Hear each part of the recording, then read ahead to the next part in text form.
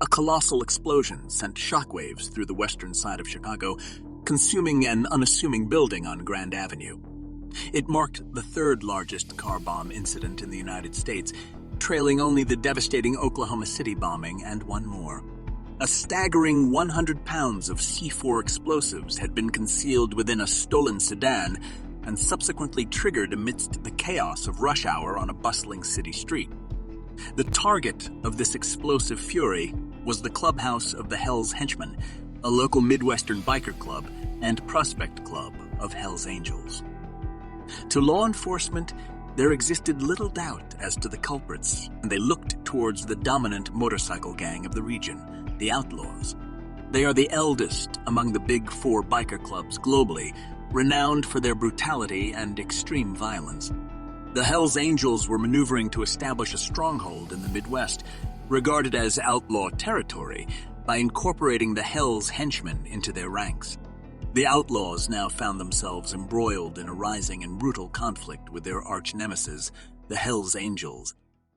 The war between the two clubs now reignited, bringing car bombs, assassinations, and violence on an unprecedented scale for the Midwest of America.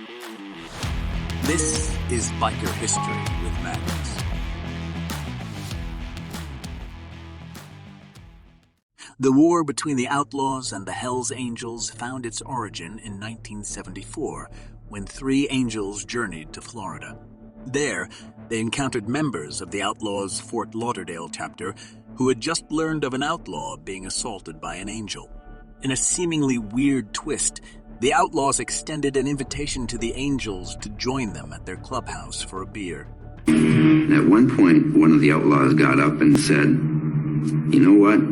We don't drink beer with bastards like you." And they pulled out their guns, and they loaded them up into a van. They tied their hands and feet with pink clothesline, and they drove them out to a rock pit, and they put the shotguns to the back of their heads, and they blew their brains. In 1977, the Outlaws embarked on a bold expansion, venturing north and into Canadian territory. However, the Hells Angels were not far behind and established their first chapter in Quebec, leading to a fierce battle on Canadian soil. This was the start of the First Canadian Biker War, a war that would later evolve into the Quebec Biker War. They came from motorcyclists and evolved into criminal organizations. It's not because they love each other as brothers. It's not the fact that they may or may not enjoy riding motorcycles. The bottom line for these guys are, how much money can we put into our pockets?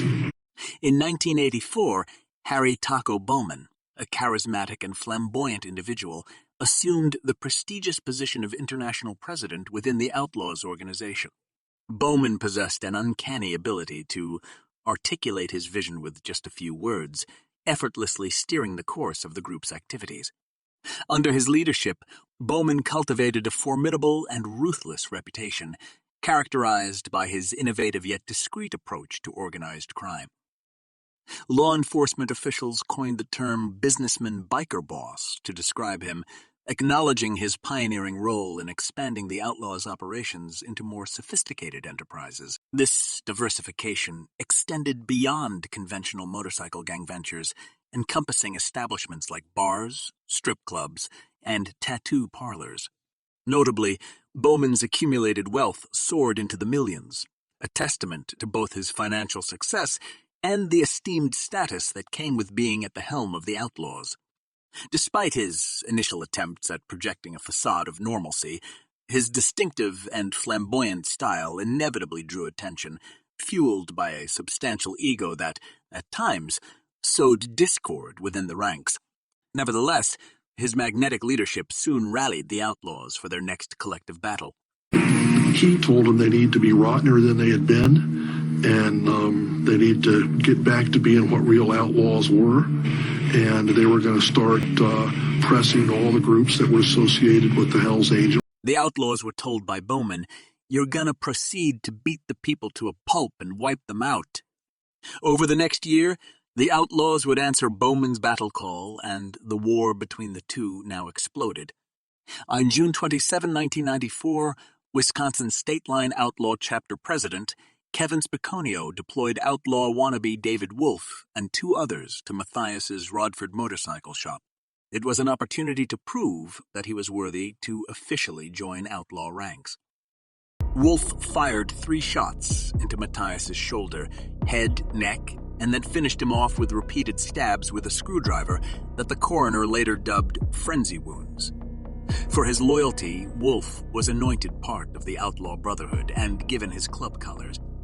He also earns the patch SS, which is the equivalent to Hells Angels' Filthy Few, meaning you have murdered for the club, enhancing your status as one of the hardcore. The Hells Henchmen's members now started to seriously worry. They started telling us to check your cars for bombs every time you come out of the store, at your house, at the clubhouse. Be armed at all times. All members now started to check their bike or car for explosives. They had every reason to worry because in October 1994, Hells Henchmen chapter president Roger Fibrance's truck exploded as he put it into gear. Incredibly, he survives after dying 3 times in the ambulance, but lost both his legs. 3 weeks later, the Outlaws detonated the massive car bomb at the Hells Henchmen's clubhouse in the midst of a busy Chicago neighborhood.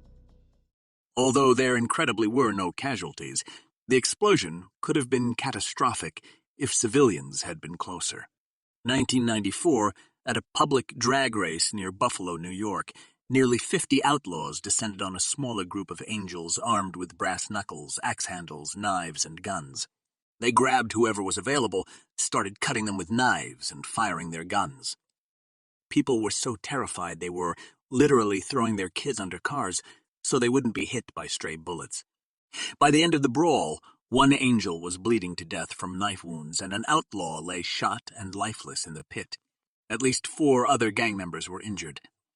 Days later, Outlaws International President Taco Bowman learned that a member of another chapter had hugged a Hells Angel at the funeral of their fallen comrade.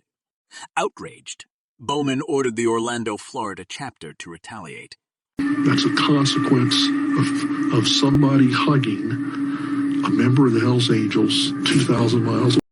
One of the rules says that no matter if your brother is out doing something wrong or bad or criminal or stupid, you have to support him in whatever endeavor it is that he's trying to accomplish.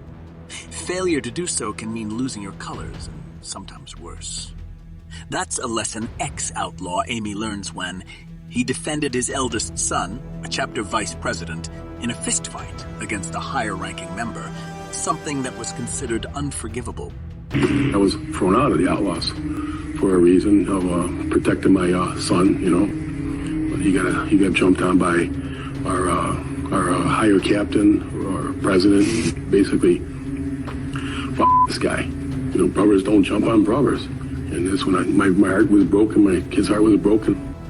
He managed to keep his colors and tattoos, a privilege not often granted to those kicked out of the club. The Outlaws hadn't been able to stop Hells Henchmen, and on December 2nd, 1994, the Angels officially moved into Chicago when the Hells Henchmen replaced their club patches with the Angels patch.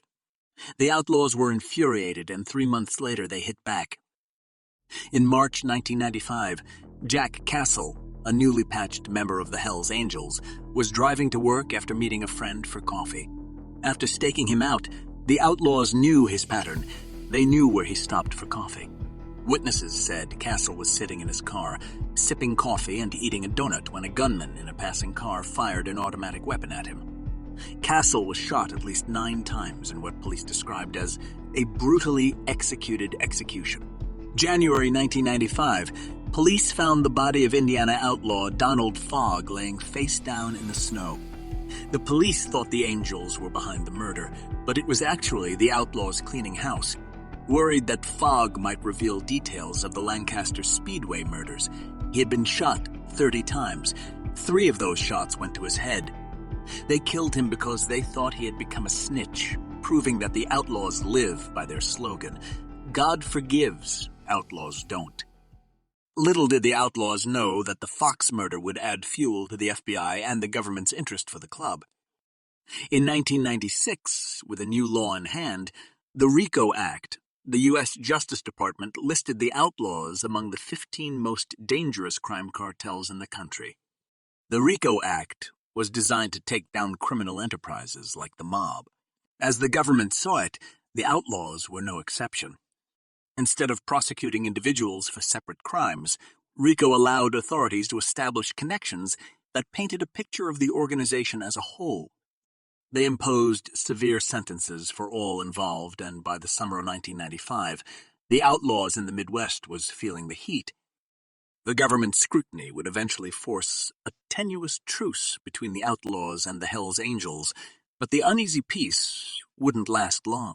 To add to this, Tricia Wolf, who's now in the Witness Protection Program, was tired of her outlaw husband's womanizing, and she knew a lot. David Wolf had bragged to her about stabbing Hells Henchman Matthias to death with a screwdriver, among other crimes he had committed. It seems as though David Wolf couldn't have sex without talking as foreplay. He would come home from a crime and tell Patricia the details. Patricia let the feds bug her phone and put a wiretapped lamp in her living room.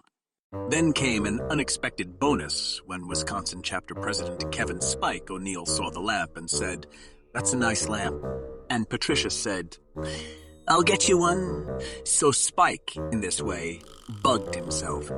For several months, the feds recorded outlaws discussing their crimes, literally talking themselves into prison. In June of 1997, 17 outlaws were indicted in Milwaukee. Among the crimes cited, the Chicago car bomb, the murder of Hells Henchman Matthias, the Lancaster Speedway riot that killed 2 people, and the truck bomb that nearly killed a Hells henchman. When the trials were over, 16 had been found guilty. Meanwhile, as their brothers fell around them, many outlaws started looking out for themselves. Around the country, outlaws at all levels of the club were feeling the heat. Every organization has somebody that can be turned. You make a choice, the patch or prison. And a lot of guys are going to, choose giving up the patch. In 1997, International President Harold Taco Bowman was indicted in Florida, charged with the murder of one of their own, the supposed snitch Donald Fogg. But before they could arrest him, Bowman vanished, and for over a year he sat on the FBI's 10 most wanted list. Finally apprehended in 1999, Bowman was sentenced to 2 consecutive life terms in prison. New leadership took hold, but the Outlaws had taken a hit for a while and membership in the Midwest dwindled. During the relative quiet, the Outlaws would regroup and reignite, becoming more sophisticated and perhaps more dangerous than ever before. They developed a new strategy. Don't start a war, don't go shoot someone, don't go bomb someone's clubhouse. Walk in with a big bucket of cash and give it to someone and buy them. In recent years, the world of law enforcement has witnessed the rise of a daring new generation of outlaws. According to the police, these new members are driven not by loyalty to a lifestyle, but by the siren call of wealth and the allure of notoriety.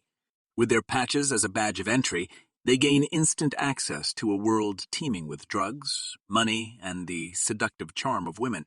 It's all about the perks they can savor. Bikers have accumulated a lot of wealth, a lot of power. They are, as a form of organized crime, in a position now to seriously threaten national security. They have the wealth to buy judges, cops, politicians. They pump the cops. You got a police officer that can tell you stuff. They will tell you pretty much anything. Oh, you didn't hear from me, but here's what's going on. Everybody's got a secret. Since 1998, the Outlaws have undergone a big transformation, spawning over 200 chapters across the globe and amassing a formidable legion of over 3,000 members. As their numbers swell, so does the expanse of their empire and the echo of their fearsome reputation. They pay the cops and got great intelligence information from dirty police officers on their payroll.